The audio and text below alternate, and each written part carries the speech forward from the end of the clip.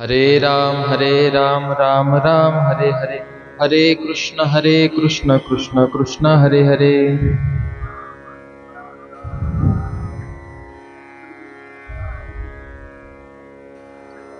हरे राम राम राम हरे हरे, हरे कृष्ण कृष्ण कृष्ण हरे हरे।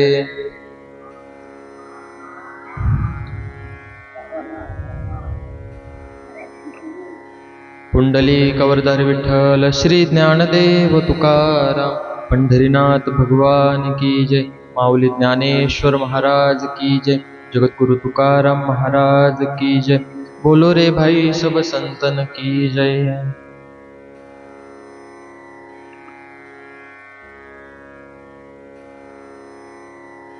जे जे भेटे भूत ते ते मानिजे भगवंत, हाची भक्ती योग निश्चित जान माझा। कालच्याच ओवीच्या संदर्भानं आपण आजही विचार करूया।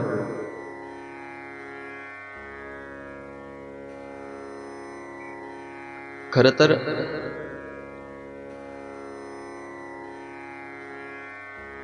आपल्या जगण्याचं आपण स्वतः कितीही जरी कारण असलो तरी त्याचं मूळ निमित्त काहीतरी वेगळं असतं। मला वाटतं की माझ्या जगण्याचं कारण मी जरी असलो तरी त्याचं निमित्त मात्र ज्यांच्याकडं पाहत आम्ही आळंदीतले मुलं मोठे होतो, ज्यांना आदर्श मानत आम्ही मोठे होतो, ज्यांचा आदरयुक्त धाक आमच्या मनात आजही आहे, तर त्या जगण्याला जो काही चांगलेपणा येतो तर तो अशा सगळ्या आदरणीय लोकांमुळे येतो। मी 2009 पासून आळंदीत राहतो आणि त्या काळापासून आदरणीय बाबांचं नाव माझ्या कानी असायचं। खरं तर पखवाज मी शिकलो नाही, तेवढा कर्मदरिद्री मी आहे, पण या अशा आदरणीय लोकांकडे आम्हाला पाहता आलं, त्यांच्यासोबत राहता आलं, त्यांच्या काही चार गोष्टी कानावर यायच्या आणि ती भीती सतत मनात असायची आणि त्यामुळं आयुष्यात काहीतरी चांगलं घडत गेलं। आणि मी बाबा समोर आहे आणि एकूणच आता सुरुवातच बाबांपासून करतोय, तर या सगळ्या गोष्टीला काहीतरी कारण आहे। मी बरंचसं ऐकतो। एका इंटरव्ह्यूमध्ये लता मंगेशकर यांना विचारलं की तुम्हाला पुढचा जन्म कुठला हवा, तर त्या म्हटल्या की लता मंगेशकर म्हणून सोडून मला इतर कुठलाही जन्म अपेक्षित आहे। तुम्ही खूप ऐकणारी लोक आहात, पाहणारी लोक आहात, आणि असं म्हटलं जातं की कलाकाराला मुक्ती नसते म्हणून। आज समाजामध्ये खूप कलाकार आहे, त्यांच्या मुक्तीचं काय होईल काय नाही मला माहीत नाही, पण संप्रदायामध्ये राहत असताना ज्ञानेश्वरीची सेवा केल्यानंतर मुक्ती भेटल असे जाणणारे खूप कमी आहेत, त्यापैकी आदरणीय बाबा आहे। मी तत्वज्ञानाचा विद्यार्थी आहे, मी सद्गुरू मामासाहेब दांडेकरांच्या कॉलेजचा विद्यार्थी आहे। बाष्कळ बोलणं मला आवडणार नाही।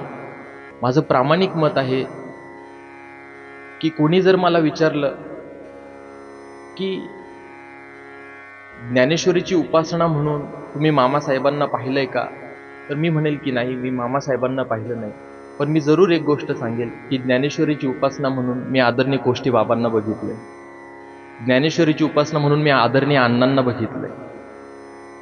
आणि आजची वेळ अशी आहे की या लोकांनंतर धाक असणारी माणसंच नाहीये की ज्यांचा धाक बाळगला पाहिजे।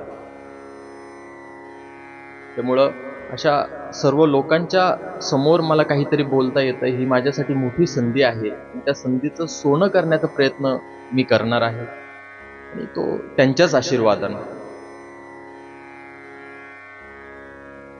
आजच्या प्रवचनरूपी सेवेचा माझा हा दुसरा दिवस आहे माझ्यासाठीचा, आणि कालची ओवी मी आपल्यासमोर सादर केलेली आहे। बघा, या सगळ्या गोष्टीला पुन्हा बोलण्याचा काहीतरी एक संबंध आहे। मी पुन्हा तेच सांगतो की मी शेतकऱ्याचा मुलगा आहे आणि मी शेतकऱ्याचा मुलगा असल्यामुळं मी पहिल्या पावसाला विसरतच नाही। मी पहिल्या पावसाला विसरतच नाही. 28 वर्ष परमार्थाचं हे सुख आपण जे उपभोगतोय त्याला पहिल्या पावसाचं कारण वैकुंठवासी दादा आहे. त्यामुळं तेही कारण आपण विसरता कामा नये. संतांच्या संगतीमध्ये हे 28 वर्ष आपल्याला घालता आले. संतांच्या संगतीमध्ये हा परमार्थाचा लाभ आपल्याला घेता आला. संतांच्या संगतीमध्ये परमार्थाच्या लाभाचे पाईक आपण झालो. याच्यापेक्षा आणखी काय सौभाग्य असलं पाहिजे. संतांची संगत असणं जास्त गरजेचं आहे. संतांचं लक्ष असणं आपल्यावर जास्त गरजेचं आहे. संतांच्या संगतीत असल्यानंतर आपल्या जगण्याला काहीतरी योग्य दिशा भेटते. आणि केवळ दिशाच भेटत नाही तर दिशेला गती सुद्धा भेटते. म्हणजे काय झालं, मी मनोहर बाबांचे खूप पाठ केले. मनोहर बाबा ठाकरेंचे मला त्यांचीच माळ आहे. बाबा छान दृष्टांत सांगायचे. बाबा म्हटले की मोठ्यांच्या संगतीत गेलं की जगण्याला दिशा आणि गती दोन्ही भेटते. त्यावर बाबा छान दृष्टांत सांगायचे. बाबा म्हणायचे की एक शेतकरी शेतामध्ये काम करत होता आणि त्या शेताच्या बाजूने एक असा मोठा रस्ता होता. तर त्या रस्त्यावरनं एक शहरातला मनुष्य पायी पायी जात होता आणि त्या शहरातल्या माणसानं त्या गावखेड्यातल्या त्या शेतकऱ्याला विचारलं, अरे बाबा, मला इथनं आळे फाट्याला जायचंय, तर कसं जावं लागेल? तो म्हणला, काही नाही, मुरबाडवरनं हा जो नगर रोड आहे तर या नगर रोडनं तुम्ही सरळ जा. पहिल्यांदा तुम्ही सरळ गेले की तुम्हाला पहिला डावा रस्ता लागेल. त्या डाव्या रस्त्यानं पहिल्यांदा डावीकडे वळा.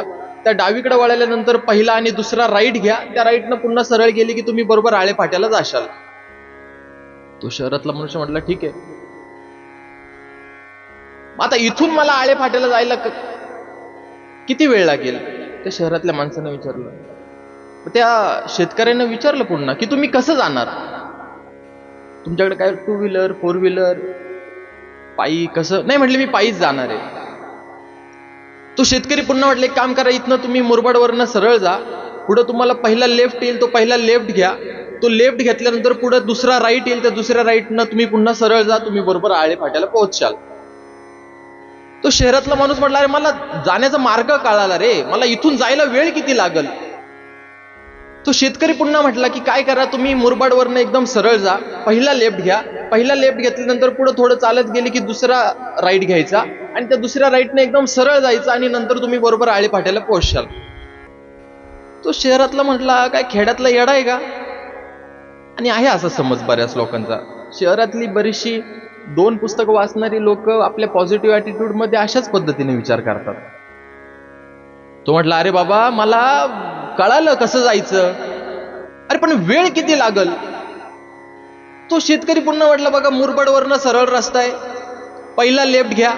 त्या लेफ्ट घेतल्यानंतर दुसरा राईट घ्या आणि तिथून सरळ गेली की तुम्ही आळे फाट्याला पोहोचाल. तो वैतागला. तो शहरातला माणूस वैतागला. नवीन लोकांकडे संयमच नाहीये. तो वैतागला आणि तो पुढे जाऊन लागला. 10-20 पावलं पुढे चालत गेला आणि त्या शेतकऱ्याने आवाज दिला, ए बाबा थांब, तुला इथून आळे फाट्याला जायला 4 तास लागल. अरे म्हटलं, मी तुला आता विचारलं नाही आणि आता तू न विचारता मला सांगतोय. इतक्या वेळ मी तुला किती काळ विचारत होतो की इथून किती वेळ लागेल, किती वेळ लागेल. तू मला तेच सांगतोय की मुरबाडवरनं इथनं सरळ जा, लेफ्ट घ्या, दुसरा राईट घ्या, तिथनं सरळ जा. इतक्या वेळ तुम्हाला का सांगितलं नाही? तो म्हटला, काय आहे मित्रा, तेव्हा तुझ्या चालण्याची गती मला माहित नव्हती.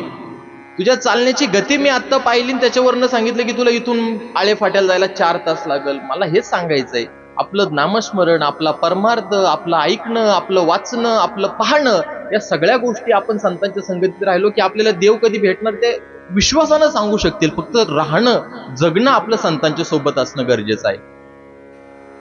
समाजामध्ये अनेक प्रकारचे लोक आहेत. त्या 4 प्रकारचे लोक मला दिसतात. काही लोक असे आहे की ज्यांच्या जगण्याला दिशा आहे आणि गती नाही. काही 2 नंबरची लोक अशी आहे की ज्यांच्या जगण्याला गती आहे पण गतीला दिशा नाही. काही लोक असे आहे की ज्यांच्या जगण्याला दिशाही नाही आणि दिशेला गती सुद्धा नाही. आणि कमी महात्मे असे आहे की ज्यांच्या जगण्याला गती आहे आणि गतीला दिशा सुद्धा आहे. काही लोक की ज्यांच्या जगण्याला केवळ दिशा आहे, गतीचा अजिबात काही पत्ताच नाही. असे 4 लोक असे उभे असतात.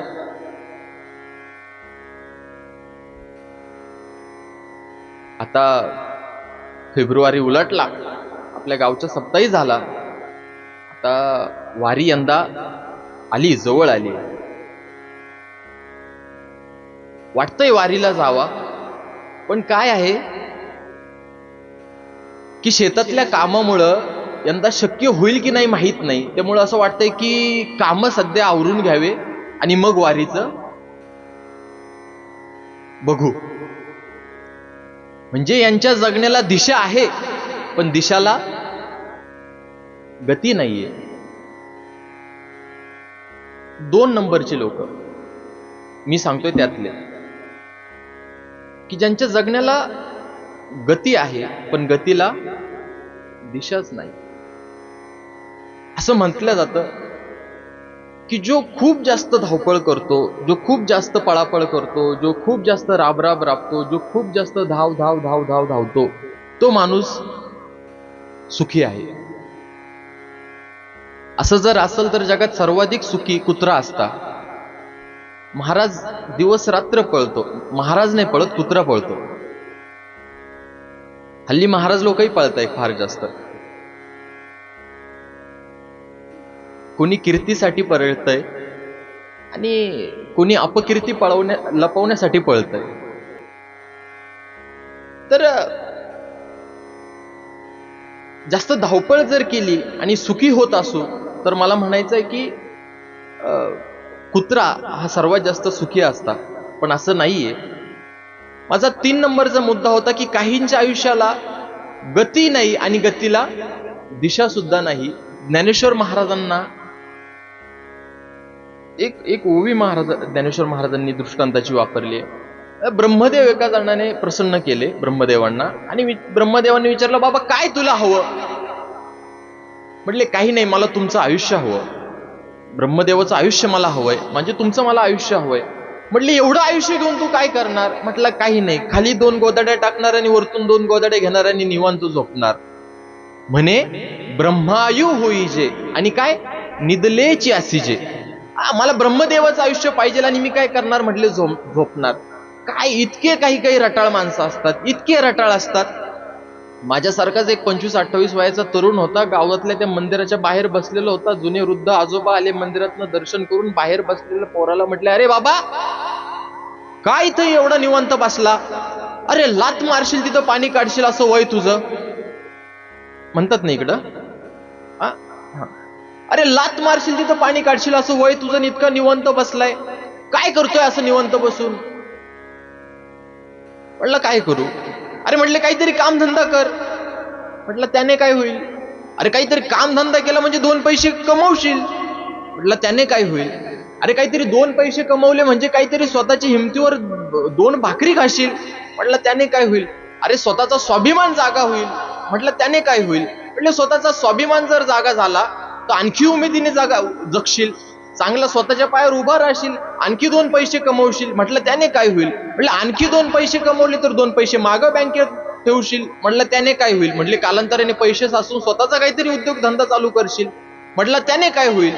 म्हटलं स्वतःचा उद्योगधंदा जर चालू केला तर आणखी मुनाफा कमवशील. म्हटलं त्याने काय होईल? म्हटलं अरे आणखी मुनाफा कमावलं तर स्वतःचं घर बांधशील. म्हटलं त्याने काय होईल? म्हटलं अरे स्वतःचं घर जर बांधलं तर तुला कुणीही पोरगी देईल. म्हटलं त्याने काय होईल? म्हटलं अरे कुणी पोरगी दिली तर कालांतराने तुझं लग्न होईल, लग्न झाल्यानंतर तुला मुलं होतील. म्हटलं त्याने काय होईल? म्हटलं अरे मुलं जर झाले तर ते शाळेत जातील, कालांतराने ते मोठी होतील. म्हटलं त्याने काय होईल? म्हणे मुलं तुझ्या हाताखाली येतील. म्हटलं त्याने काय होईल? म्हणे अरे मुलं तुझ्या हाताखाली जर आले तर तुझा उद्योग व्यवसाय धंदा आणखी मोठा होईल, आणखी इन्कम होईल. म्हटलं त्याने काय होईल? म्हटले कालांतराने मुलांचे लग्न होईल, घरामध्ये सुना येईल. म्हटलं त्याने काय होईल? म्हटले अरे घरामध्ये जर सुना आल्या तर तुला आयतं खायला भेटल. तो म्हटलं मग आता तरी काय करतोय? एवढं सगळं करायचं कशासाठी? आयतं खाण्यासाठीच ना. मग मी आता तरी काय करतोय? मला सांगा की अशा लोकांच्या जगण्याला दिशा नाही आणि दिशाला गती सुद्धा नाही, तर अशी लोक कुठपर्यंत चालले म्हणजे आपलं ध्येय गाठतील? त्यामुळे अशाही लोकांच्या संगतीमध्ये राहणं काही गरजेचं नाही आणि योग्य नाही. माझा 4था मुद्दा अतिशय महत्वाचा आहे, तो म्हणजे की असे खूप कमी महात्मे आहे की ज्यांच्या जगण्याला दिशा आहे आणि दिशाला गती सुद्धा आहे. आणि अशा महात्म्यांचा विचार आज आपण इथं करणार आहोत. या महात्म्यांचा जर विचार आपण केला तर ही महात्मे दिसायला, बोलायला, वागायला, पाहायला कशी आहे हो? तर माणसांसारखीच आहे, तुमच्या माझ्यासारखी आहे. काय आहे की अनेक लोक काहीतरी वेगळं असण्याच्या नादामध्ये आपला इमान, आपलं परमार्थातलं पुण्य हे वाया घालतात. जे कमवलेलं आहे ते वाया घालतात काहीतरी वेगळं काहीतरी दाखवण्यासाठी. मला वाटतं जगद्गुरु तुकाराम महाराजांनी हा प्रयत्न कधी केलेला नसावा. संत ज्ञानेश्वर महाराजांनी हा प्रयत्न कधी केलेला नसावा. संत एकनाथ महाराजांनी हा प्रयत्न कधी केलेला नसावा. संत नामदेव महाराजांनी हा प्रयत्न कधी केलेला नसावा. मला वाटतं की इतर कोणाच्या नादी लागण्यापेक्षा वारकरी संतांच्या नादी लागलं तर आपला उद्धार हा नक्कीच आहे. जगद्गुरु संत तुकाराम महाराजांच्या संदर्भानं आपण काही एक विचार करणार आहोत.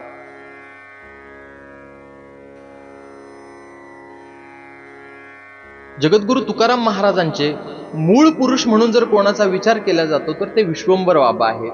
आता विश्वंभर बाबांचा काळ जर आपण पाहिला तर विश्वंभर बाबा हे संत श्रेष्ठ श्री ज्ञानेश्वर महाराज आणि नामदेव महाराज यांच्या प्रभावळीतीतले संत होते. हा म्हणजे की काही संदर्भ आपल्याला असेही सापडतात की ज्ञानेश्वर महाराज, नामदेव महाराज यांच्या संदर्भानं विश्वंभर बाबांचंही काहीतरी एक जगणं होतं, त्यांच्या सोबतचं काहीतरी राहणं होतं. अशा या विश्वंभर बाबांच्या मूळ पुरुषातनं पुढची 8वी पिढी ही संत तुकाराम महाराजांची होती.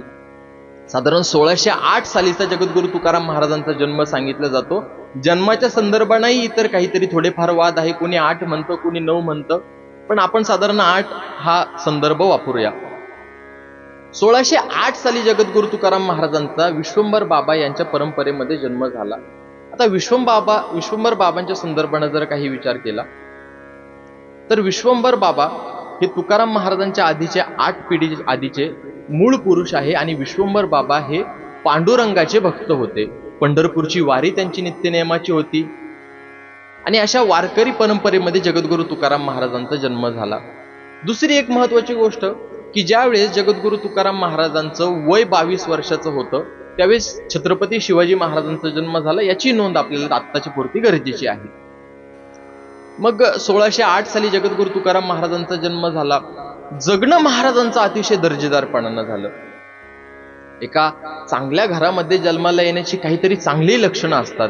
सगळ्यात महत्वाचे की तुकाराम महाराजांचं शिक्षण चांगलं झाले. एक पंत होते की त्या पंतांच्या देखरेखीखाली जगद्गुरु तुकाराम महाराजांचं शिक्षण झालं. आणि दुसरी महत्वाची गोष्ट की जगद्गुरु तुकाराम महाराजांचे जे वडील होते बोल्होबा महाराज तेही अधिक शिकलेले असल्यामुळे जगद्गुरु तुकाराम महाराजांना त्यांच्याकडनंही अधिक गोष्टी शिकायला भेटल्या.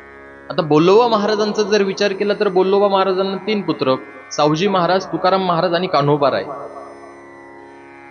आता पूर्वीच्या काळची पद्धत अशी होती की पूर्वीच्या काळी, बाबा तुमचं वय किती बाबा? हो तुमचं 70. बापरे. बाबा तुमचा मुलगा किती वयाचा झाल्यानंतर तुमच्या हाताखाली आला? 30व्या वर्षी. अच्छा. तुम्ही लहान आहात का घरात सगळ्यात? तुमच्या भावंडांमध्ये मोठे सगळ्यात? अच्छा. त्यांचा मुलगा 30 वयाचा झाल्यानंतर त्यांच्या हाताखाली आला असं त्यांचं म्हणणं आहे. त्याच्या पूर्वी आणखी थोडी वयोमर्यादा, जो जनरेशन गॅप आपण म्हणतो तो थोडा आणखी कमी होता. म्हणजे साधारण वयाच्या 20-21व्या वर्षी मुलगा वडिलांच्या हाताखाली यायचा आणि साधारण 21-22व्या वर्षी मुलाचं लग्न वगैरे व्हायचं. म्हणजे तो मुलगा पुन्हा पुढे 40 वर्षाचा झाला की 19-20 वर्षाचा पुन्हा मुलगा त्याच्या हाताखाली यायचा. हल्लीची परिस्थिती वेगळी आहे. हल्ली 25, 26, 27, 28, 29, 30, 31, 32 असे काहीतरी वय झाले तरी मुलं हाताखाली येत नाही. आपले वडील त्याला देतात त्याचे पैसे कोको कोला प्यायला, गुटखा खायला, मौज मजा करायला. पूर्वी असं नव्हतं. वयाच्या 21व्या वर्षी जगद्गुरु तुकाराम महाराज त्यांच्या वडिलांच्या हाताखाली आले आणि जगद्गुरु तुकाराम महाराजांच्या आई कनकाई माता यांचं माहेर हे देहूपासून अगदी काही जवळ अंतरावर लोहगाव या ठिकाणी होतं. आणि आजोळाचा जगद्गुरु तुकाराम महाराजांना चांगला लगाव होता. आजोळावर त्यांचं सतत येणं जाणं असायचं. आणि असं सांगितलं जातं की जगद्गुरु तुकाराम महाराजांनी जे काही कीर्तन केले त्यातले अधिकाधिक कीर्तन हे लोहगाव मध्ये झालेले आहे. म्हणजे दुसरी आणखी तुम्हाला एक गोष्ट मी सांगतो की लोहगावला जर आपण गेलो तर लोहगावचं एक भव्य मंदिर आपल्याला पाहायला भेटतं. आणि त्याच्यापेक्षा जिवंत एक गोष्ट मी तुम्हाला सांगतो की ज्यावेळेस छत्रपती शिवाजी महाराज तिथं जगद्गुरु तुकाराम महाराजांचं कीर्तन ऐकायला आले होते, तेव्हा तो सगळा मोगलांचा तो वेढा त्या मंदिराभोवती पडला होता आणि तो चमत्कार घडला. तुकाराम महाराज तिथून निघून गेले, आपलं माफ करा, छत्रपती शिवाजी महाराज तिथून गेले. तो सगळा एक चमत्काराचा भाग आहे, पण ते वास्तव आहे की लोहगाव ही देहूपासून जवळ आहे आणि मामाचं गाव होतं. मुलगा कीर्तिवंत होता, नीतिवान होता, व्यवसाय उद्योग चालवणारा होता आणि जगद्गुरु तुकाराम महाराज अतिशय चांगल्या प्रकारे व्यवसाय करायचे. हे फक्त देहूतच नाही तर पंचक्रोशीमध्ये माहित होतं की हा मुलगा अतिशय योग्य पद्धतीने व्यवसाय चालवणारा मुलगा आहे. अशी जगद्गुरु तुकाराम महाराजांची ख्याती होती. लोक काही काही बावळट आहेत. जगद्गुरु तुकाराम महाराजांच्या संदर्भानं काही काही लोक इतकी विचित्रपणानं ओळख करून देतात. ते म्हणतात की काय ते घरात फुटकं ताट, गळका माठ अशा ज्यांच्या संसाराचा थाट ते तुकाराम महाराज. ते घरात नाही अन्न, पोटात नाही दान, चित्तात मात्र. अहो कसलं काय, 1100 एकर जमीन होती त्यांना, काय करायचं आता. संतांच्या संदर्भानं अशा विविध चुकीच्या गोष्टी पसरवल्या जातात आणि आपणच त्यांच्या बाबतीत उदासीन होतो. जगद्गुरु तुकाराम महाराजांना जाणण्याची अतिशय तळमळ आपल्या मनामध्ये आजपर्यंत का निर्माण झाली नाही, तर मला वाटतं की तुकाराम महाराज व्यवस्थित आपल्याला सांगितलेच गेले नाही. जगद्गुरु तुकाराम महाराजांचं सामर्थ्य म्हणून त्यांचा जिथं जिथं विचार होतो. मी तुम्हाला सांगतो, मी युट्यूब पाहणारा पोरगा आहे. हो, माझा दिवसातला व्यवस्थित 1.5 GB मी संपवत असतो, फार व्यवस्थित संपवत असतो. तुम्ही दर्जेदार युट्यूबला काही खूप चांगल्या गोष्टी पाहण्यासारख्या, खूप चांगल्या गोष्टी, पण तेवढं चांगलं आपलं बघणं होत नाही. महाराज बाबा, मी मोटिवेशनल त्या थोड्या मधल्या काळामध्ये ती गरज पडली म्हणून मी खूप ऐकलं. संदीप माहेश्वरीला ऐकलं. दुसरे आणखी 1-2 जर नावं सांगायची ठरले तर थोड्या मधल्या काळात मी अंबानींना ऐकलं, ते MS धोनी वगैरे पिक्चर पाहिला. असं बरंच काय मोटिवेशनसाठी मी केलं. मला माझं मनच राहवत नव्हतं. मी कंटाळून एकदा असंच म्हटलं की आता आपण गाथा पाहिलं पाहिजे. आपले आयडल आपण जगद्गुरु तुकाराम महाराजांना मानतो, तर आपल्याला तुकाराम महाराजांनी मोटिवेशन म्हणून काहीतरी सांगितलंच असेल ना. मी गाथा चालतोय, अभंग वाचतोय. मला सुंदर अभंग पाहायला भेटला, जो की आजपर्यंतच्या इतिहासामध्ये कुठल्याही मोटिवेशन कारण तो अभंग वापरला नाही किंवा तशा पद्धतीचं विधान केलं नाही, जे तुकाराम महाराजांनी 16व्या शतकामध्ये केलं. तुकाराम महाराज म्हणतात, संकोचोनी काय झाला से लहान आणि घेई आपोषण ब्रह्मांडाचे. म्हणजे हे मोटिवेशनल लोक हे आपल्याला सांगतात की तुम्ही गावाला जिंकू शकतात, तुम्ही तालुक्याला जिंकू शकतात, तुम्ही देशा इतके महान होऊ शकतात, तुम्ही जग जिंकू शकतात. आज गायत तुकाराम महाराजांपूर्वीपासनं तुकाराम महाराजांपर्यंत आणि तुकाराम महाराजांपासनं तर आज दिनांक 16 तारीख 2025 पर्यंत जगामध्ये तुम्ही ब्रह्मांडाच्या इतके मोठे आहात हे सांगणारं कुणीच नाही. तुम्ही ब्रह्मांडाचं आपोषण करू शकतात हे सांगणारं कुणीच नाही. मग जगद्गुरु तुकाराम महाराज आहे का नाही श्रेष्ठ? पण आपल्याला तशा पद्धतीने ते समजूनच घेता आलं नाही. ही आपली सर्वाधिक मोठी खंत आहे. मॉडर्न, परत माझा तोच मुद्दा येतो, आम्ही स्वतःला इतके मॉडर्न समजायला लागलो की ते धोतर घालणारी माणसंच बाद वाटायला लागले.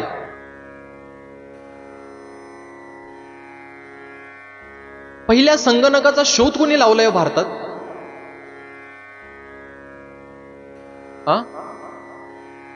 कोणी?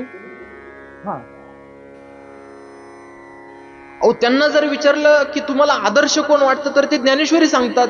हे सगळं मला काय शक्य झालं तर ते ज्ञानेश्वरी सांगतात. परमश्रद्धेय साखरे महाराज त्या परंपरेतनं ते सांगतात की या परंपरेतनं मी जगलो, वाढलो, मला ज्या काही 4 गोष्टी समजल्या ते. म्हणजे संगणकाचा शोध लागला, त्यांचा सत्कार करताना त्यांना जो हार गळ्यात घालणार होते तो हार त्यांनी गळ्यात घालून नाही घेतला, तो हार त्यांनी हातात घेतला आणि तो हार सगळे फंक्शन संपल्यानंतर तो हार ते सोबत घेऊन आले आणि घरी आल्यानंतर जी ज्ञानेश्वरी नित्यानं ते वाचायचे त्या ज्ञानेश्वरीला तो हार घातला आणि ते म्हटले की हा विजय तुमचा आहे, माझा नाही. म्हणजे संगणकाचा शोध लागला, याला कारण जर काय असेल तर ती ज्ञानेश्वरी हे विजय भटकर सांगताय आणि आपण ज्ञानेश्वरीकडे दुर्लक्ष करतोय. मॉडर्निटीच्या नावाखाली आपण संतांना जितकं जास्त दुर्लक्षित करण्याचा प्रयत्न करू तितके आपण या सगळ्या चांगल्या जगण्यापासून बाजूला सरकत जाऊ.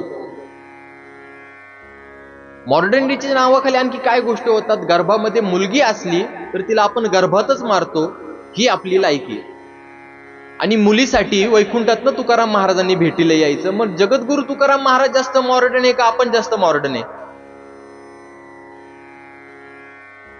जगद्गुरु तुकाराम महाराजांचं जगणं आपल्याला समजलं पाहिजे. आणि काही नाही हो, त्यांचे अभंग वाचणं म्हणजे त्यांचं जगणं आहे. उद्या आपल्याला जर वाटलं ना की मला जगद्गुरु तुकाराम महाराजांच्या गालाला स्पर्श करायचा, तर हळुवारपणानं गाथ्याला स्पर्श करा. जगद्गुरु तुकाराम महाराजांच्या गालाला स्पर्श आहे. खूप काही वाटलं की मला मी त्रस्त झालो या प्रपंचाला, या संसाराला मी कंटाळलो, मला संतांच्या चरणावर डोकं ठेवायचंय. काही नाही, घरात गाथा असतो, त्या गाथ्यावर डोकं ठेवा. जगद्गुरु तुकाराम महाराजांच्या पायावर डोकं ठेवण्याचं पुण्य भेटल. मला फार काही कळत नाही, पण माझी एक विनंती आहे तुम्हाला, इथून घरी गेल्यानंतर तुमच्या ग्रंथाला जे काही वस्त्र असेल ना, ते वस्त्र काढून ठेवा. त्या वस्त्राचा उपयोग लोकांना यासाठी वाटतो की आपण ग्रंथाला हळदी कुंकू लावत असताना तो ग्रंथ खराब होऊ नये म्हणून ते वस्त्र असलं पाहिजे. ते वस्त्र असल्यामुळे ते उडून पाहण्याची इच्छाच आपल्याला आजपर्यंत झालेली नाहीये. सोपे लोकांना गोष्टी विचारल्या. 28 वर्ष लगातारपणानं आपण परमार्थात आहोत. दर्जेदार कीर्तनकारांची कीर्तन आपण ऐकत आहोत. आपलं जगणं आजपर्यंत श्रीमंत का होऊ शकलं नाही? कारण की संतांना आपण आपलं जगणं रिलेट करू शकलो नाही म्हणून झालं नाही.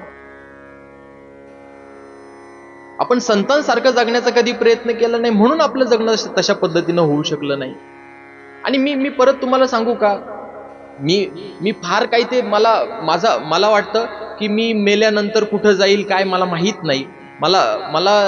मला वैकुंठात ते सुख उपभोगता येईल का नाही मला माहित नाही. मला वाटतं की इथं जगत असताना इतर वेळेस जीन्स पॅन्ट टी शर्टवर असतो आणि कधीतरी धोतर नेहरू घालतो आणि गळ्यामध्ये टाळ येतो, आणि तो टाळ आल्यानंतर जेव्हा त्या टाळ आणि मृदुंगाच्या लयामध्ये पावली खेळताना जो आनंद येतो, मला वाटतं की हेच वैकुंठ आहे आणि हेच इथलं पुण्याच्या जोरावर मिळवलेलं सुख आहे. याच्यापेक्षा आणखी रोज जगताना काहीतरी आपण अशा पद्धतीनं परमार्थ जगण्याचा प्रयत्न करू. परमार्थ जगणं म्हणजे काय या पलीकडे काही नाहीये. आपल्या कानावर 2 शब्द अधिक चांगल्यापणाने येणं हा परमार्थ आहे. ते 2 शब्द आल्यानंतर आपलं जगणं श्रीमंत होणं हा परमार्थ आहे. आणि हे केवळ या जन्मामध्ये शक्य आहे. किती लोकांनी सांगितलंय आपल्याला की मनुष्य ते नरदेह दुर्लभ जाना, शतवर्षाची गणना, त्यामध्ये दुःख यातना वगैरे वगैरे काय ते तुम्हाला सर्वांना पाठ आहे. ते भागवतामध्ये सुंदर भजन म्हटलं जातं, मनुष्य जन्म अनमोल रे, मिट्टी में ना रोल रे, अब जो मिला है फिर ना मिलेगा, कभी नहीं कभी नहीं कभी नहीं रे. जे मनुष्य जन्मामध्ये या गोष्टी शक्य होतात आणि आपण काय करतो, आपल्याला काहीतरी वेगळीच खाज सुटते. म्हणजे काय झालं म्हटलं की एक आंधळा व्यक्ती होता आणि मुकाही त्यासोबत होता. आता आंधळा असल्यामुळं ऐकू शकत नव्हता आणि मुका असल्यामुळं पाहू शकत नव्हता.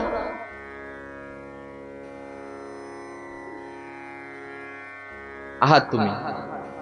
मला वाटलं मीच बडबड करतोय की काय. आंधळा असल्यामुळं पाहू शकत नव्हता आणि मुका असल्यामुळं बोलू शकत नव्हता. पण काय निसर्गाची किमी आहे, लोकांना कोणाला तरी जो एक अवयव कमी असतो ना, तिथली सगळी ती जी स्ट्रेंथ पॉवर असते ती सगळी मेंदूमध्ये गेलेली असते. बरं, आपल्या मेंदूची कॅपॅसिटी ही जर किती हे तुम्हाला माहिती आहे का? की मी जर तुम्हाला सांगितलं तर तुम्ही हँग होशाल. सांगू का मी? ऐकायचंय तुम्हाला? आपल्या मेंदूची कॅपॅसिटी सांगतो तुम्हाला. आपले 2 मेंदू आहे, एक मोठा मेंदू आणि एक लहान मेंदू. आता लहान मेंदूचं कार्य असं आहे की आपण डोळे बंद केल्यानंतर सुद्धा एखाद्या गोष्टीला जर स्पर्श केला, त्याला टच नॉलेज म्हणतात, ते समजण्याचं काम आपला लहान मेंदू करत असतो. आपण एका पायावर जर उभं राहिलो तर ते बॅलन्स होण्यासाठी जे काही समज आपल्याला येते ती लहान मेंदूतून येत असते. आता लहान मेंदूचं कार्य तुम्हाला सांगतो की आपल्या लहान मेंदूमध्ये 3 कोटी सेल्स आहे. किती कोटी? 3 कोटी सेल्स आहे. बारीक बारीक सेल्स असतात त्या नसा.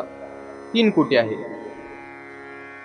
आता मी डोळे बंद केल्यानंतर सुद्धा जर मला याचा स्पर्श झाल्यावर समजत असेल की हे माईकचं स्टँड आहे, हा मोबाईल आहे, हा कुठला तरी ग्रंथ आहे, हा माईक आहे, हे काहीतरी उपकरण आहे, हे साठवण्याचं जे कार्य करतं ती एक सेल्स करत असती. आणि एका सेल्सची कॅप्चर कॅपॅसिटी 7 गिगाबाईट आहे, म्हणजे 7 GB आहे. किती GB? 7 GB. आता विचार करा, एका सेल्सची कॅप्चर कॅपॅसिटी 7 GB गुणिले किती सेल्स? किती सेल्स, किती कोटी सांगितलं मी? 3 कोटी सेल्स. म्हणजे 7 GB गुणिले 3 कोटी इज इक्वल टू 7×21. म्हणजे किती GB डाटा आपल्या डोक्यामध्ये सेव्ह होऊ शकतो? बरोबर ना? हो. आणि आता तुमच्याकडं फार तर असले तर ते ओप्पो, विवो वगैरे मोबाईल असतील. ऍपलचा मोबाईल वापरणार आहे की इथं कोणी? आज मार्केटमध्ये सगळ्यात स्टँडर्ड मोबाईल जर कोणता असं विचारलं तर ऍपलचा सांगितला जातो, सफरचंदाचा मोबाईल. हा, म्हणजे दर्जेदार मोबाईल जर आपण मार्केटमध्ये घ्यायला गेलो आणि आपली कितीही ऐपत देण्याची असली तरी आपण 21 कोटी GB असलेला मोबाईल घेऊ शकत नाही, कारण तो उपलब्धच नाही.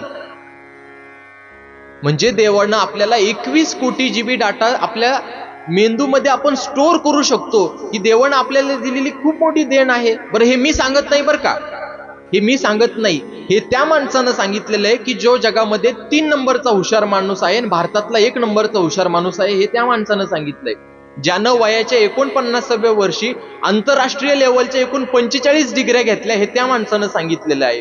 जो माणूस एकेकाळी खासदार होता काँग्रेस पक्षाकडनं, आमदार होता काँग्रेस पक्षाकडनं, कालांतराने त्याला खासदार व्हायचं होतं पण अपघाती निधन झालं, हे त्या माणसानं सांगितलेलं आहे. त्यांचं नाव आहे डॉक्टर श्रीकांत जिचकर.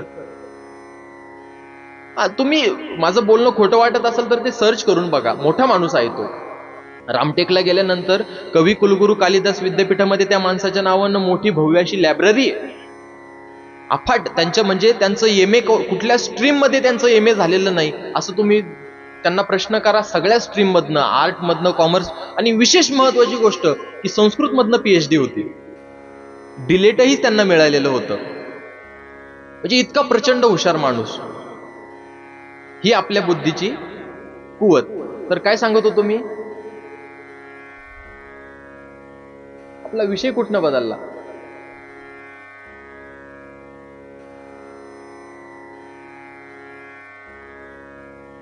मेंदूची कॅपॅसिटीवर आपण आलो होतो. मनुष्य जन्म आलमोल इथपर्यंत आपलं चाललं होतं आणि त्यामधनं मग हे सगळे फाटे फुटत गेले. चांगलं आहे, तुम्ही जागे आहात, धन्यवाद. नाहीतर लोकांना जर विचारलं की काय सांगत होतो मी, लोक म्हणतात महाराज तुम्ही प्रवचन सांगत होते. नाही, प्रवचनात काय सांगत होते मग लोक म्हणतात की हे जर आम्हाला कळालं असतं तर तुम्हाला कशाला बोलावलं असतं ना. धन्यवाद बाबा. तर मी सांगत होते की मनुष्य जन्मामध्ये या सगळ्या गोष्टी होऊ शकतात. जगद्गुरु तुकाराम महाराजांना जी काही अपेक्षा आहे ती तुमच्याकडून आहे, माझ्याकडून आहे.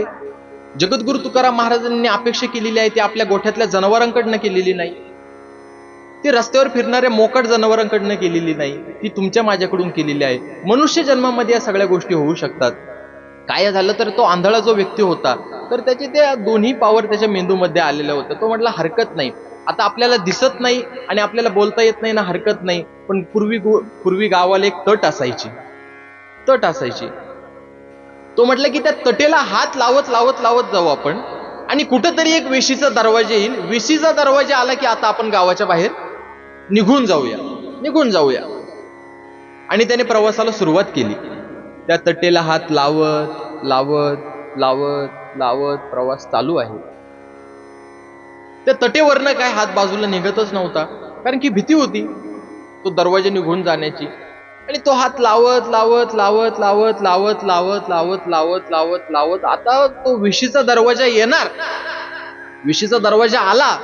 आता त्या दरवाजाला हात लागणार तर तेवढ्यात त्याच्या मानेला काहीतरी चावतं आणि तो हात तिथून उचलतो आणि आपल्या मानेवर ते जे काही चावले ते खाजवतो. आता हात त्या तटेवरनं निघाल्यामुळं त्याचं चालणं थांबलं का? नाही ना, त्याचं चालणं सुरूच राहिलं आणि वेशीचा दरवाजा निघून गेला आणि पुन्हा मग जो हात पडला तो तटेवरच पडला. माझा दृष्टांत संपला. काय कळालं सांगतो मी. महाराज सांगतात की मनुष्य जन्म कसा भेटत असतो माहिती का? तो 84 लक्ष योनी फिरत फिरत फिरत फिरत फिरत फिरत फिरत फिरत फिरत फिरत मग ते मुक्तीचं द्वार आपल्याला भेटतं. पण या द्वारामध्ये आपल्याला काहीतरी वेगळीच खात सुटते आणि मग ते दार निघून जातं आणि पुन्हा तो फेरा सुरू होतो. संपलं. माणूस म्हणून जगताना आपले काहीतरी कर्तव्य असले पाहिजे जे की आपल्यासाठी आहे. आपण आपल्यासाठी किती जगतो? मी मी फार आत्ताच्या वेळेला सगळ्या गोष्टी करतो. बाबा मला खरं सांगावं, तुमच्या मित्रांसोबत तुम्ही किती दिवस झाले चहा प्यायला गेले? बाबा तुम्ही सांगा. नाही, आणि माझं हे बोलणं कितीही रॅन्डम असलं तर ते प्लीज सजगपणानं घ्या. जगद्गुरु तुकाराम महाराजांपर्यंत हे मी सगळं पोहोचवणार आहे, त्यांना सगळे रिलेट करणार आहे, म्हणून मी आधी तुम्हाला सगळ्या गोष्टी बोलून घेतोय. खरंच सांगा, तुम्ही प्रत्येकाने एक स्वतंत्र एक चांगला स्वतःला प्रश्न विचारा. तुम्ही आता प्रवचनाला येण्याआधी सुंदर आरशासमोर गेले, आरशासमोर असताना व्यवस्थित तुम्ही काहीतरी एक मेकअप वगैरे केला, आणि चांगली गोष्ट आहे, चांगलं राहिलं पाहिजे, दर्जेदार राहिलं पाहिजे. त्या आरशासमोर तुम्ही स्वतःला पाहून शेवटचं कधी हसलाय मला सांगा? तुम्ही अशी स्वतःला कधी कॉम्प्लिमेंट दिलेली आहे की वाह काय सुंदर दिसतोय तू, किंवा वाह काय सुंदर दिसते तू? मला वाटतं की आजच्या वेळेतलं जगणं मोठं करणं हे संतांना समजून घेणं आहे. आणि असं नाहीये आपण आपलं सगळ्या लोकांचं जगणं रटाळ आहे, फार रटाळ आहे. आपण अशा पद्धतीने कधी विचारच करत नाही. आमचे बाबा सांगायचे, बाबा म्हणायचे की तुम्ही दिवसभरामध्ये कसेही राहा, पण माऊलींच्या दर्शनाला जर जायचं असेल तर सुंदर देखणेपणानं दिसलं पाहिजे आणि मग माऊलींच्या दर्शनाला गेलं पाहिजे. कारण की माऊलींनाही वाटले पाहिजे की वा कुणीतरी चांगला माणूस माझ्या भेटीला आलाय. त्यांचंही लक्ष आपल्याकडे जायला पाहिजे ना. अशा सुंदरपणानं जगणं आपल्याला जेव्हा होईल ना, तेव्हा आपल्याला संत कळतील. मला वाटतं की संत कळाले की मग आपलं जगणं सुंदर होईल. आपलं ध्येय संत असले पाहिजे, आपला ध्येय देव असला पाहिजे. प्रपंच आणि परमार्थामध्ये ध्येयाच्या बाबतीत थोडासा फरक आहे. जगद्गुरु तुकाराम महाराजांचा गाथा जर आपण वाचतोय ना, माझं सांगणं आहे की एखाद्याला पैसा कमवायचा जर असेल ना, तुकाराम महाराज हे फार आधुनिक होते, ज्ञानेश्वर महाराज हे फार आधुनिक होते. ज्ञानेश्वर महाराज तुकाराम महाराजांनी इतका आधुनिक कोणीच नाही. आपली इच्छा काय ही आपल्याला जर कळाली, मी तुम्हाला सांगू, मी सोपं बोलतो, आपली इच्छा पैसा कमवण्याची असेल ना, तर गाथ्यामध्ये जिथं जिथं विठ्ठल शब्द येईल तिथं तिथं पैसा म्हणा. गाथ्यामध्ये जिथं जिथं पांडुरंग शब्द येईल तिथं ध्येय म्हणा, की सगळ्या गोष्टी आपल्याला प्राप्त होतील. मला वाटतं माझं ध्येय विठ्ठल आहे असं ज्याला वाटत असेल त्याचा प्रपंच मोठा होईल, आणि विठ्ठलच माझं ध्येय आहे असं ज्याला वाटत असेल त्याचा परमार्थ मोठा होईल. जगद्गुरु तुकाराम महाराजांनी माझा प्रपंच, माझं ध्येय विठ्ठल आहे हे प्रपंचामध्ये राहत असताना ठरवलं. कालांतरानं अण्णा वाचून पत्नी मेली, मुलगा मेला. सावकार असणाऱ्या जगद्गुरु तुकाराम महाराजांच्या कुटुंबामधली ही गोष्ट आहे की दुष्काळ पडला. दुष्काळाच्या काळामध्ये स्वतःची पत्नी मेली, अन्न करत मेली.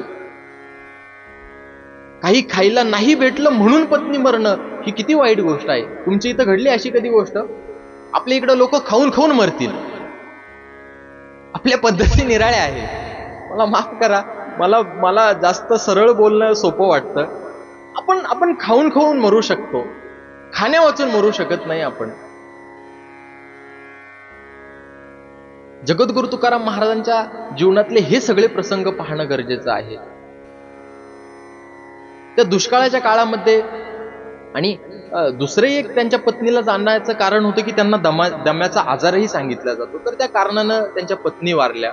त्याच काळामधल्या पुण्यातल्या मोठ्या सावकारांच्या घरामध्ये त्यांचा दुसरा विवाह झाला, जो की जिजाऊ नामक त्यांच्या दुसऱ्या पत्नी होत्या. पण दुष्काळ गेल्यानंतर जगद्गुरु तुकाराम महाराजांची जी काही मनस्थिती होती ती मात्र बदलली नाही ना. जगद्गुरु तुकाराम महाराजांना पंढरीश पांडुरंगाच्या संदर्भानं जो काही लगाव लागला तो काही तुटला नाही ना. जगद्गुरु तुकाराम महाराजांना पंढरीच्या बाजूनं जी काही ओढ होती ती काही कमी झाली नाही ना. जगद्गुरु तुकाराम महाराजांना प्रपंचाच्या संदर्भानं जी काही उदासीनता आली ती काही कमी झाली नाही ना.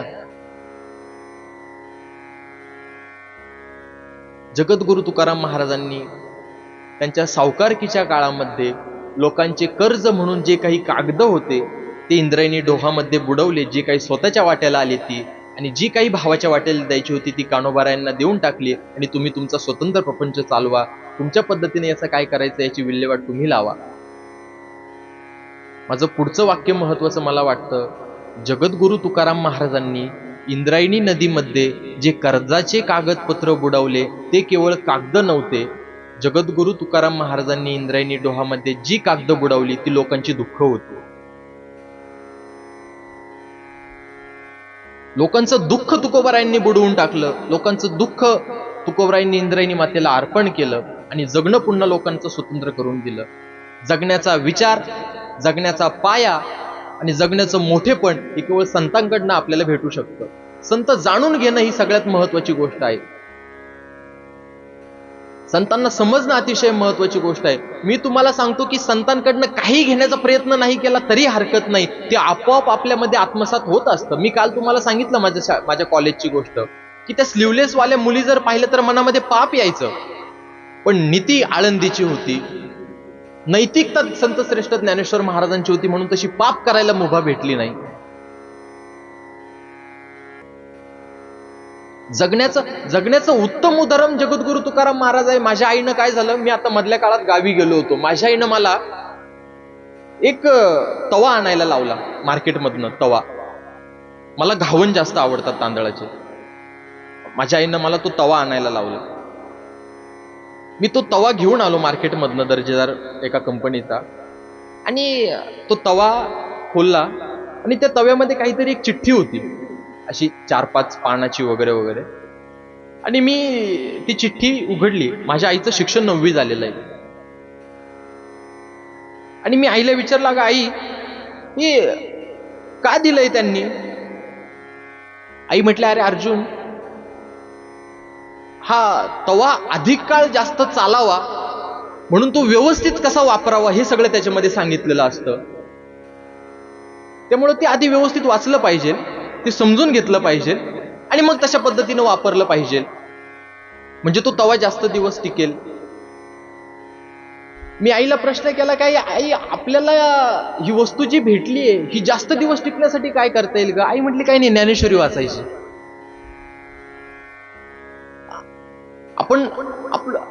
आपण कुठेतरी जायला निघतो, नवीन जागा असते, माहीत नसतं, आपण जीपीएस वर ते लोकेशन टाकतो आणि जीपीएसच्या नुसार आपण त्या लोकेशनला पोहोचतो. मला वाटतं ध्येयापर्यंत पोहोचण्यासाठी आपलं जीपीएस काय असेल तर जगद्गुरु तुकाराम महाराजांचा गाथा आहे. आणि हे फार व्यवस्थित समजून घेणं गरजेचं आहे. आपण संतांना जोपर्यंत आधुनिक समजत नाही तोपर्यंत आपण सर्वाधिक मागासलेले आहोत. काय आहे की लता मंगेशकरांनी मोगरा फुलला हा अभंग गायला म्हणून अभंग श्रेष्ठ आहे का? नाही, अभंग ज्ञानेश्वर महाराजांचा आहे म्हणून लता मंगेशकरांनी गायला, हे सत्य. या सगळ्या गोष्टी आपण समजून घेतल्या पाहिजे. संतांनी जगणं मोठं केलेलं आहे, तुकोबारायांनी जगणं मोठं केलेलं आहे. आणि नीती, मी अजून सोपं बोलतो, मी वारकरी आहे त्याच्यामुळे मी संविधानाला मानतो. मी वारकरी आहे म्हणून मी संविधानाला मानतो. डॉक्टर बाबासाहेब आंबेडकरांची एक गोष्ट आहे आणि दुसरी माझी त्या नीतीच्या संदर्भानं आहे. वारकरी संप्रदाय आणि संविधानातला थोडासा फरक मी सांगेल. मला कोणाला चुकीचं म्हणायचं नाही, मला तो फरक जाणून देऊन मला कोण जास्त आणि कोण कमी हेही दाखवून द्यायचं नाही. माझं गाव कोपरगाव आहे. कोपरगावच्या शेजारी येवला म्हणून गाव आहे, तिथल्या प्रसिद्ध पैठणी आहे. येवला तुम्हाला माहित असेल सर्वांना. पैठणी म्हटल्यानंतर स्त्रियांच्या तोंडावर जरा हसू आलं बाबा, हरकत नाही, या कारणानं काही ना तुम्ही हसल्या, आनंद आहे. तर त्या येवल्यामध्ये डॉक्टर बाबासाहेब आंबेडकरांची सभा झाली. जेव्हा धर्म परिवर्तन म्हणून त्यांना कुठल्या तरी एका धर्मामध्ये जायचं होतं, आणि त्याचंही बॅकग्राऊंड बघा. या सगळ्या महापुरुषांनी संतांच्या संदर्भानं सगळे विचार केले, तेच विचार त्यांनी संतांकडनं ऐकले आणि तशा पद्धतीची कृती केली. आपण व्यवहारामध्ये एक गोष्ट बोलत असतो, आधी आढ्यात असलं पाहिजे, मग पोहऱ्यात येतं. बोलत चला, आधी कशात असलं पाहिजे? इकडं विहिरीत म्हणता का? आढे नाही का तुमच्याकडं? नाही, ठीक आहे, आधी विहिरीत असलं पाहिजे आणि मग पोहऱ्यात येतं. मला म्हणायचं की विहिरीमध्ये ज्ञानेश्वरी असली पाहिजे आणि कृतीमध्ये संत विचार असले पाहिजे. तर बाबासाहेब आंबेडकरांना ते पुन्हा त्यांना ते म्हटले की मी हिंदू म्हणून जरी जन्माला आलो तरी मी हिंदू म्हणून मरणार नाही वगैरे वगैरे. या सगळ्या गोष्टी नंतर ते गाडगे बाबांकडे गेले. गाडगे बाबांना विचारलं की बाबा काहीतरी उपदेश करा, धर्म बदलण्याच्या आम्ही सगळे विचारात आहोत. बाबा म्हटले की भारतीय म्हणून जो कुठला धर्म असेल तो तुम्ही स्वीकारा, तुम्हाला काही हरकत नाही, पण इतर म्हणून कुठला तुम्ही धर्म स्वीकारू नका. आणि मग नंतर त्यांनी ते बुद्ध धर्माचा स्वीकार वगैरे केला, अशा अशा सगळ्या गोष्टी. पण मला सांगायचंय की गाडगे बाबांच्या म्हणण्यानुसार या सगळ्या गोष्टी झाल्या. तर मग ती सभा होती. तर त्या सभेमध्ये सगळे महार समाजाचे लोक जमलेले होते आणि त्या सगळ्या लोकांसोबत बोलत असताना डॉक्टर बाबासाहेब आंबेडकर त्या लोकांना म्हणताय की तुम्हाला जर कोणी विचारलं की तुमची कास्ट कोणती आहे, तुमची जात कोणती आहे, तो मायना काही इंग्लिशमध्ये उपलब्ध आहे, की तुम्हाला जर कोणी विचारलं की तुमची जात कोणती आहे, तुमची कास्ट कोणती आहे, आणि जर तुम्हाला सांगायची लाज वाटत असेल की मी महार आहे, तर तुम्ही सांगू नका की मी महार आहे. डॉक्टर बाबासाहेब आंबेडकरांचे वाक्य आहे. डॉक्टर बाबासाहेब आंबेडकर म्हणतात की तुम्हाला जर कोणी विचारलं तुमची जात कोणती आहे आणि मी महार आहे हे सांगायची जर तुम्हाला लाज वाटत असेल, तर तुम्ही सांगू नका की माझी जात महार आहे, तुम्ही सांगा की मी चोखोबांच्या जातीचा आहे, मी संतांच्या जातीचा आहे. हे डॉक्टर बाबासाहेब आंबेडकरांचे वाक्य आहे. आणि आपण इतके दळभद्री लोक आहोत, आपण जाती जातीवर संत वाटून घेतले. आणि हल्ली पुन्हा संप्रदायामध्ये एक गोष्ट आणखी विचित्र घडते. मी माफी मागून बोलतो बाबा, पण पातीतलेच काहीतरी कीर्तनकार तयार झालेले आहे. म्हणजे मी जुन्या लोकांना चांगला ऐकतो. नामदेव महाराज पठाडे एक आदरणीय कीर्तनकार होऊन गेले. आता नामदेव महाराज पठाड्यांच्या कीर्तनाची पद्धत अशी होती की आपल्याला जर नामदेव महाराज पठाड्यांची जर तारीख हवी असेल तर काय होणार की आज आपलं समजा बाबा पठाडे महाराजांचं मुरबाडमध्ये कीर्तन आहे. या सगळ्या गोष्टी तुम्ही कृपया ध्यानात धरा.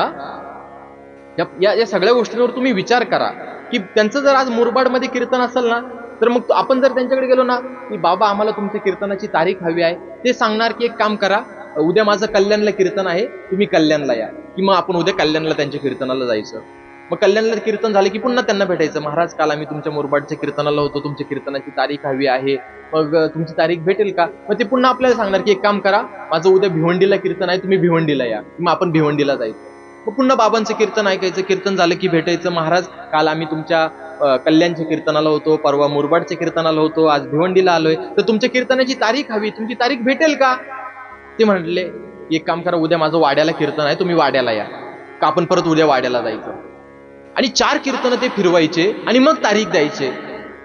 आणि तारीख दिल्यानंतर सांगायचे की तुमच्या या 4ही कीर्तनामध्ये तुम्हाला जो त्रास झाला त्याबद्दल मी तुमचे माफी मागतो.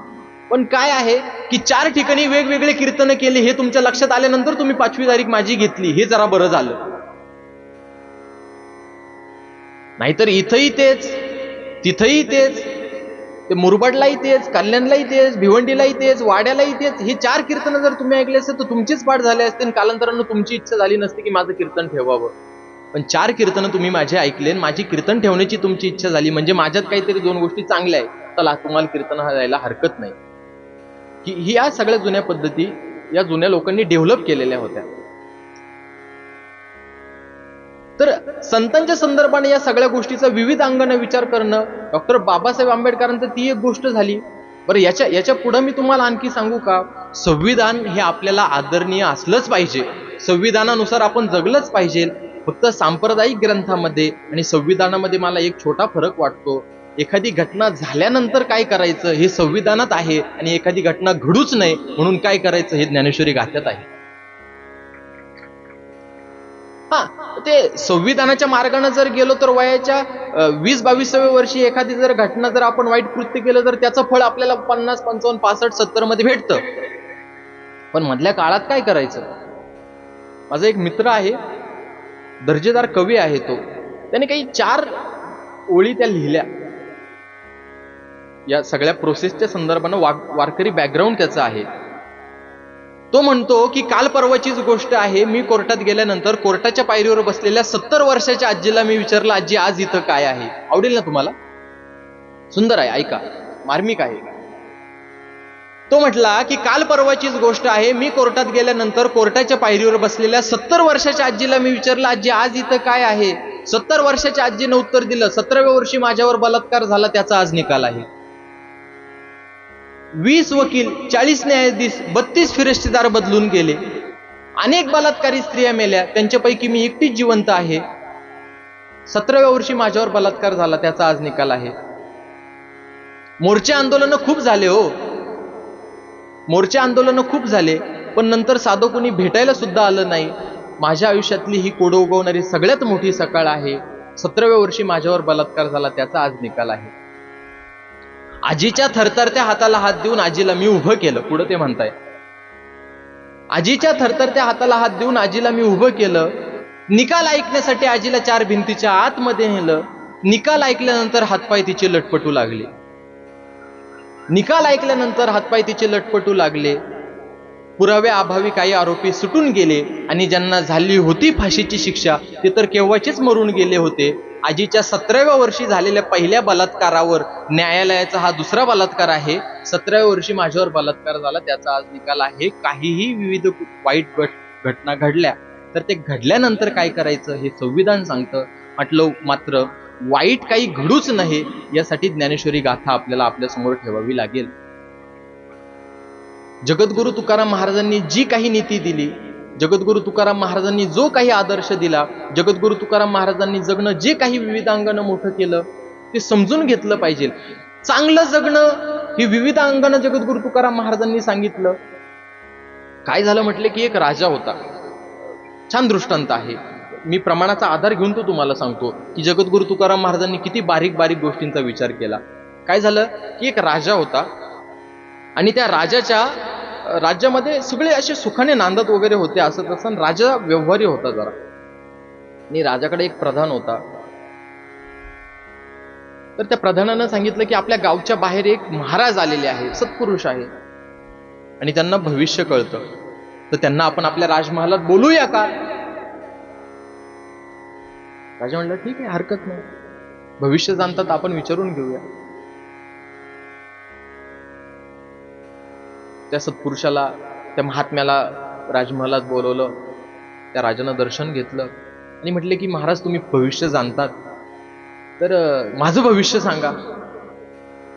महाराज म्हटले की थोडे दिवस जाऊ द्या, कालांतरानं आपण काही दिवसानंतर बघूया, हरकत नाही म्हटलं. आणि एक दिवस असा आला की एक हिरा विकणारा व्यापारी त्या राज्यामध्ये आला. हिरा विकणारा 10 हिरे त्या राजाच्या समोर त्याने ठेवले आणि 10 हिरे ठेवल्यानंतर म्हटलं की या एका हिऱ्याची किंमत 1 लाख रुपये, 10 लाख रुपये झाले, मी 10 लाख रुपये द्या आणि हे हिरे घ्या. राजा म्हटला, मनात आलं. हल्ली नेत्यांचा महाराज लोकांवर जसा विश्वास आहे तसा त्या काळात राजांचा महाराज लोकांवर असायचा. आणि अधिकाधिक त्यावेळेसपासून तर आजतागायत सगळे लोक कामापुरताच या सगळ्या लोकांचा व्यवस्थित वापर करून घेतात, हेही तितकंच खरं. तेही राजाला वाटलं. राजाने त्या साधू महाराजांना विचारलं की या 10 हिऱ्यांमध्ये कुठले हिरे घेतले पाहिजे. साधू महाराजांनी तुकाराम महाराजांचा गाथा वाचलेला होता आणि त्या हिऱ्याची पारख करत असताना त्यांनी सांगितलं की हे 10 हिऱ्यांपैकी हे 5 हिरे घ्या, हे 5 हिरे खोटे. म्हटले तुम्हाला कसं कळालं? म्हटले मी तुकाराम महाराजांचा गाथा वाचलाय. म्हटले त्यात काय लिहिलं आहे? म्हटले की तुकाराम महाराज म्हटले की ढेकणाच्या संगे हिरा जो भंगला, ढेकणाच्या संगतीत गेल्यानंतर हिरा भंगतो. माझा विश्वास आहे, तुमचा आहे का? तुमचा जर नसल तर मला सांगा, तुम्ही हिरा घेऊन या, ढेकून मी आणलेला आहे. संतांनी सांगितलेलं आहे म्हटल्यानंतर काही विषयच नाही ना. आणखी दुसरं प्रमाण महाराजांचं आपल्याला सापडतं किंवा त्या साधू महात्म्यानं सांगितलं की दुसरंही प्रमाण त्यांचं आहे की हिरा ठेविता ऐरणी, वाचे मारिता जो घनी, तोची मोल पावे खरा आणि करणीचा होय चुरा. हा, हिरा ऐरणीवर ठेवायचा. ऐरण माहिती ना तुम्हाला, कुंभाराच्या घरी असते नाही ना, लोहाराच्या घरी असते. हा, तर त्या ऐरणीवर हिरा ठेवायचा आणि त्याच्यावर घणानं घाव घालायचा. खरा जर हिरा असेल एक तर तो ऐरणीत शिरण, नाहीतर घनात तरी शिरण, फुटणार मात्र नाही. खोटे हिरे फुटतात.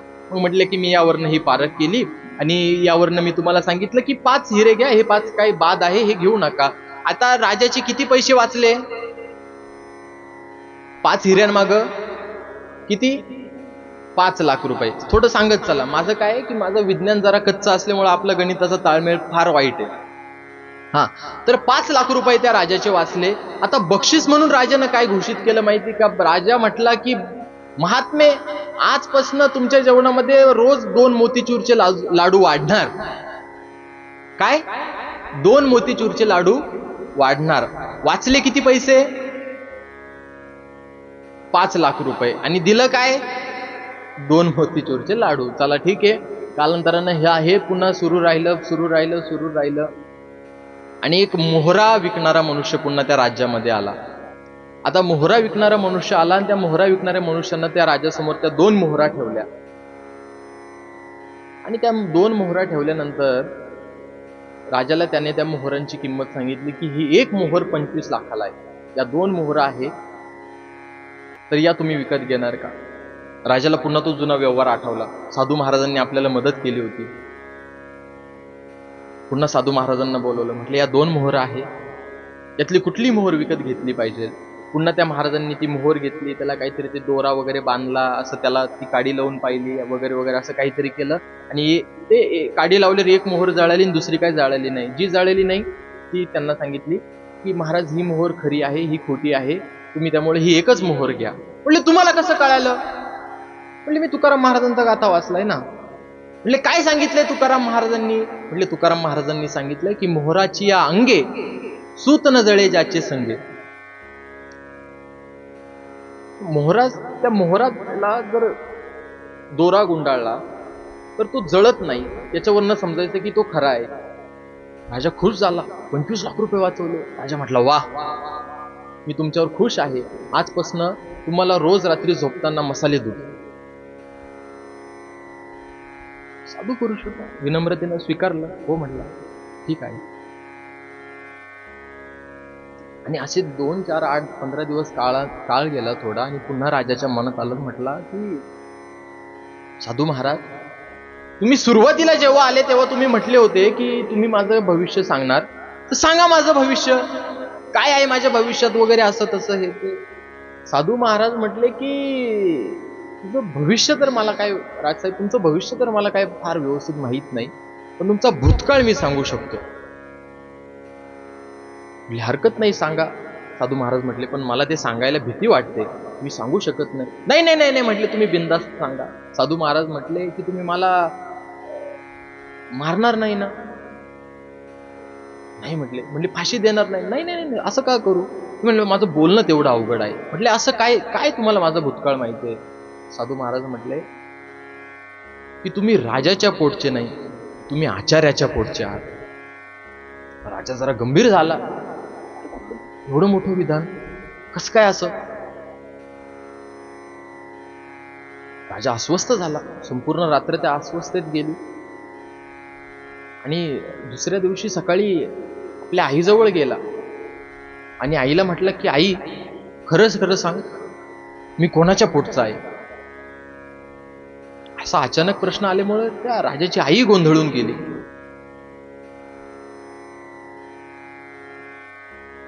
त्या आईनं सांगितलं की हो म्हटले, तू राजाच्या पोटचा नाही, तू आचार्याच्या पोटचा आहे. आता आचार्याच्या पोटचा कसं? तर त्या राजाच्या आईनं सांगितलं की या आधीची जी काही संतती मला होत होती, तुझ्या आधीची, ती सतत मुलगी मुलगी मुलगी मुलगीच व्हायची. 3 मुली मला आधी झाल्या. राजसाहेबांना मला ताकदीनं सांगितलं की आता जर मुलगा झाला नाही तर जन्माला येणारं अपत्य आणि तुला दोघांनाही संपवेल. मला भीती वाटली, काय करावं? आणि योगायोगानं त्यावेळेस मला पुन्हा मुलगीच झाली. आणि त्याच वेळेस आपल्या भटारखान्यातली स्वयंपाक करणारी जी स्त्री होती, तिलाही दिवस गेले होते आणि योगायोगानं तिला मुलगा झाला. तर मग ते तिचा मुलगा मी घेतला, मला झालेली मुलगी तिला दिली. असा आचार्याच्या पोटचा. तुम्ही उगाच जास्त काही विचार करू नका. असा तू आचार्याच्या पोटचा. पण हे तुला कोणी सांगितलं? तो काहीच बोलला नाही आईसोबत, काहीच बोलला नाही तो राजा. थेट साधू महाराजांजवळ गेला आणि साधू महाराजांना विचारलं की महाराज, तुम्ही म्हटले ते एकदम खरं आहे की मी राजाच्या पोटचा नाही, मी आचार्याच्याच पोटचा आहे. पण तुम्हाला समजलं कसं की मी राजाच्या पोटचा नाही, आचार्याच्या पोटचा आहे म्हटले? समजण्याचं कारण काय तुम्हाला? साधू म्हटले काही नाही. अहो किती सोपं आहे. पहिल्यांदा तुम्ही हिऱ्याचा व्यवहार करत होता तेव्हा 10 हिरे तुमच्या समोर होते. 1,00,000 रुपयाला एक हिरा, 5 हिरे खरे, 5 हिरे खोटे. 5 खोटे हिरे मी तुमच्या समोर ठेवले. 5,00,000 रुपयाची तुमची बचत मी करून दिली आणि 5,00,000 रुपयाची बचत केली. 5,00,000 रुपयाचं तुम्हाला 5,00,000 रुपये तुमचे वाचले आणि 5,00,000 रुपयाच्या मोबदल्यात तुम्ही मला काय दिलं? काय दिलं बोला? काय? 2 मोतीचूरचे लाडू. अहो त्यानंतर मोहराचा तुम्ही एक चांगला तुम्ही विकत घेणार होते. त्या 2 मोहरांपैकी खरी मोहर कोणती हे मी तुम्हाला सांगितलं. 25,00,000 रुपये मी तुम्हाला त्यामध्ये वाचवले तुमचे, जे वाया जाणार होते. त्या 25,00,000च्या मोबदल्यामध्ये तुम्ही मला काय दिलं? मसाला दूध दिलं. अहो जो माणूस 2 मोतीचूरचे लाडू आणि मसाला दूध देऊ शकतो तो राजाच्या पोटचा कसा असू शकतो? तो आचार्याच्याच पोटचा असू शकतो म्हटले. आणि आपल्या गुणांवरनं, आपल्या जगण्यावरनं आपली नियत काय आहे ही संतांनी खूप आधी सांगून ठेवली आहे. खूप आधी सांगून ठेवलेली आहे. साधूचं अंतकरण ओळखायचं असेल तर जगद्गुरु तुकाराम महाराजांचा जे का रंजले गांजले याच्यापेक्षा दुसरा कुठला सोपा अभंग आपल्याला पाहता येईल? जगद्गुरु तुकाराम महाराजांचा हात धरला की आपल्या ध्येयापर्यंत आपल्याला पोहोचता येतं. जगद्गुरु तुकाराम महाराजांचे शब्द वाचले की आपल्याला आपल्या ध्येयापर्यंत पोहोचता येतं. आणि मी आणखी सोपं सांगू तुम्हाला, आणखी सोपं बोलू, खूप सोपं. पण संतांच्या सोबत राहिलो ना, मला माझ्यासाठी काय व्यवस्थित वाटतंय असं कधीच होत नाही. असं कधीच होत नाही. मला माझ्यासाठी काय व्यवस्थित वाटतंय, एखादी गोष्टीची जर मला अपेक्षा असेल ना तर ती गोष्ट तशी कधीच होत नाही. माझ्यासाठी काय योग्य आहे असंच प्रत्येक वेळेला होत असतं. असंच प्रत्येक वेळेला होत असतं. गाथ्याच्या संदर्भानं मला वाटतं की ज्याच्या मुखामध्ये तुकाराम महाराजांचे शब्द आहे ना त्याला पैशाची कमीच नाहीये.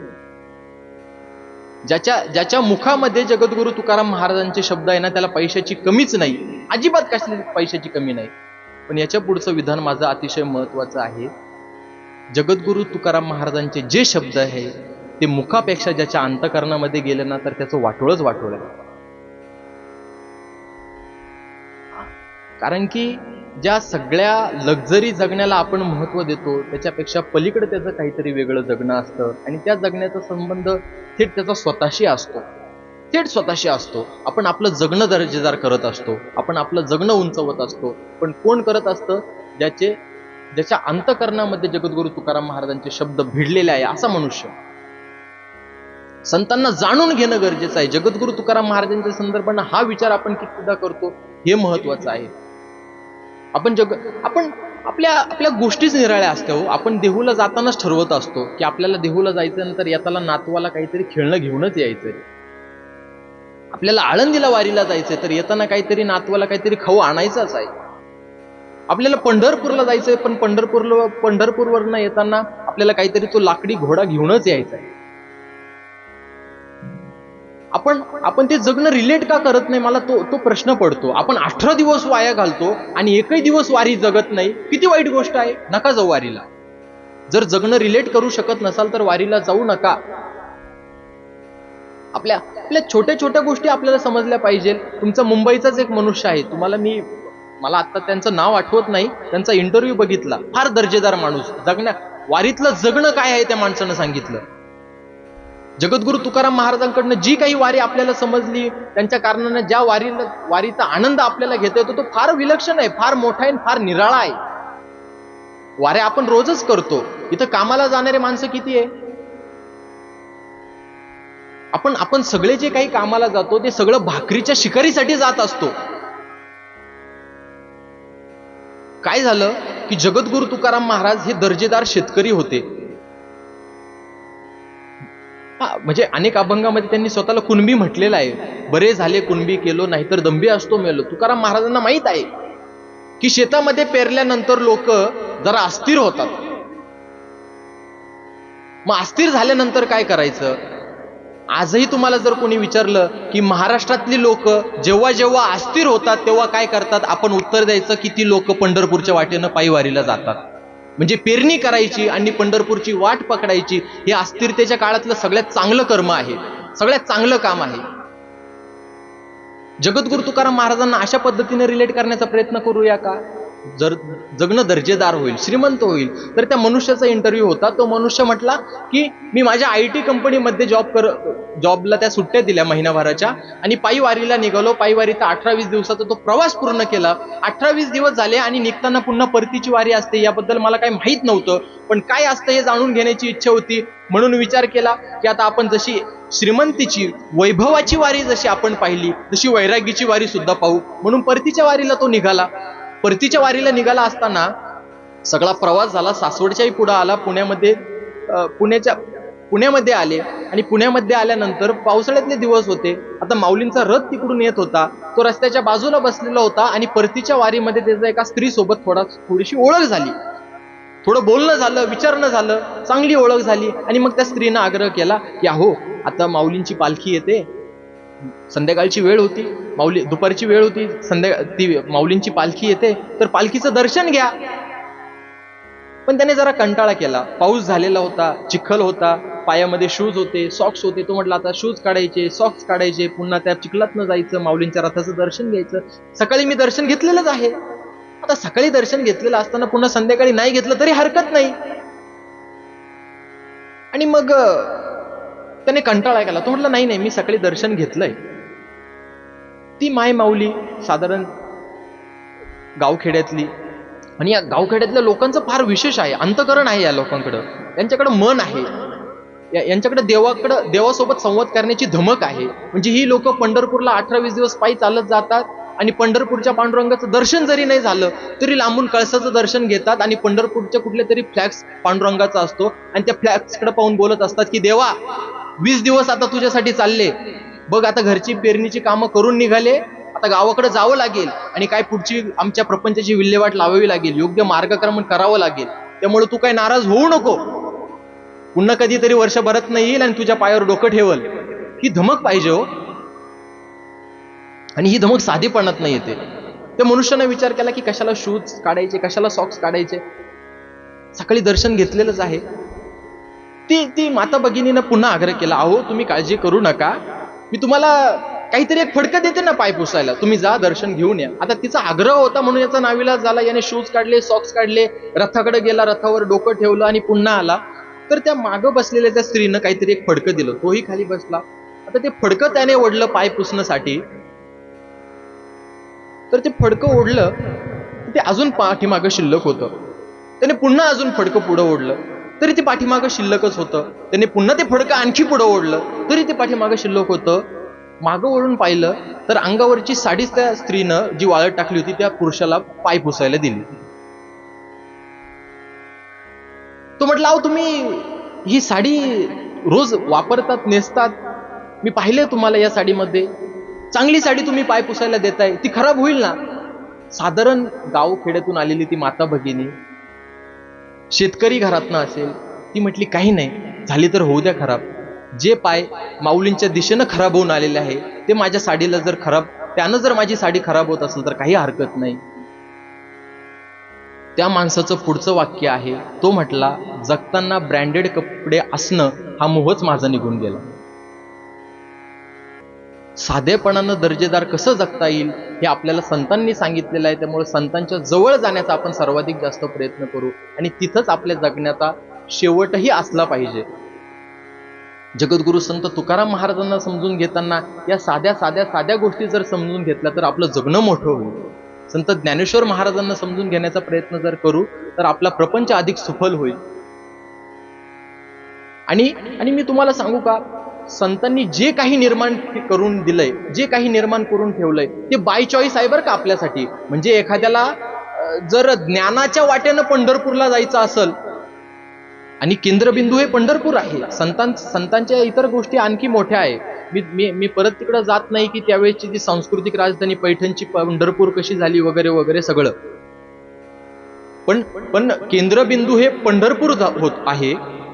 आणि या पंढरीश पांडुरंगाकडे, आणि ध्येय आपलं शेवटचं पंढरपूरच असलं पाहिजे ना, तेच आहे. मग या पंढरपूरकडे जात असताना आपल्याला ज्ञानाच्या वाटेनं जर जायचं असेल तर ज्ञानोबारायांचा हात पकडला पाहिजे, वैराग्याच्या वाटेनं जायचं असेल तर जगद्गुरु तुकाराम महाराजांचा हात पकडला पाहिजे, भक्तीच्या वाटेनं जायचं असेल तर आपण नामदेव महाराजांचा हात पकडला पाहिजे, अति फार शांततेच्या वाटेनं जायचं असेल तर आपण एकनाथ महाराजांचा हात पकडला पाहिजे. भक्ती, ज्ञान, वैराग्य अशा इतर आपण बाय चॉईस परमार्थ करू शकतो. इतकं विस्तारलेलं वाङ्मय संतांनी आपल्यासाठी खुलं करून दिलेलं आहे.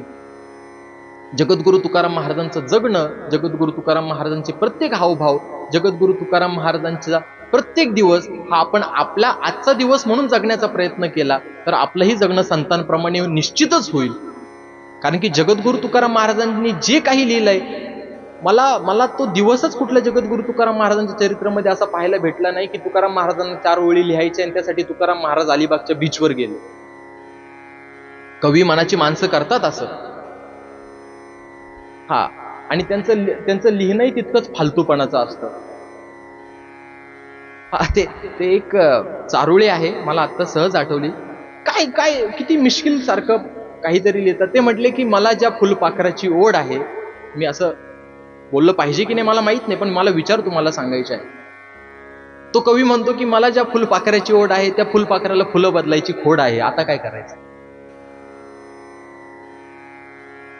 संतांनी शिव्या जरी दिल्या ना आपल्याला तरी त्या कळवळ्यातून असतात. त्यामुळे संतांच्या शिव्या खाल्लेल्याही बऱ्या असतात, त्या कुठल्या तरी विचित्र नादाला लागण्यापेक्षा. त्यामुळे संतांचं जगणं, संतांचे शब्द, संतांचे आचार विचार, संतांनी निर्माण करून ठेवलेलं सगळं तत्वज्ञान हे तुमच्या माझ्यासाठी आहे. माझं शेवटचं वाक्य बोलतो आणि सेवा मी तुमच्या चरणी समर्पित करतो.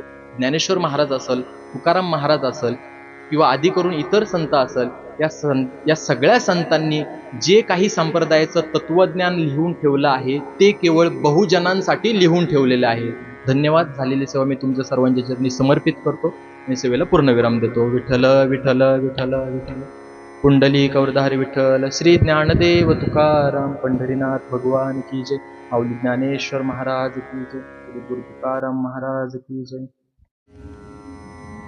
गोष्टी महाराज हे यूट्यूब चॅनल आजच सबस्क्राईब करा. बेल आयकॉनवर क्लिक करा.